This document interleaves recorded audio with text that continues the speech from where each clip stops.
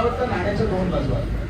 जसं काही एवढ्या वर्ष या क्षेत्रात आपण काम करतो, 30-35 वर्ष व्यवस्थित रिटायर होणं हे चांगलं आहे. पण दुसरी बाजू अशी असते, 30-35 वर्ष आपले सहकारी जोडीदार याच्यावर आपण काम करतो, ते दुसऱ्या दिवसापासून बंद होणार असतं. सकाळी घरनं निघायचं ऑफिसला हे बंद होणार.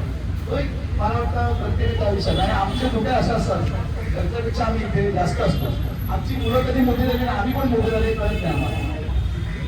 आणि सांगायचं तर कामाचं बांबळे म्हणजे मला वाटतं फायर ब्रिगेड किंवा आर्मीमध्ये पाहिजे होते. कारण कुठेही कॉल आला तर लगेच म्हणजे आम्ही तयार होतो नाही, गाडीत बसले. एवढी कामाची तत्परता त्यांच्यात म्हणजे आर्मीमध्ये शोधले असते.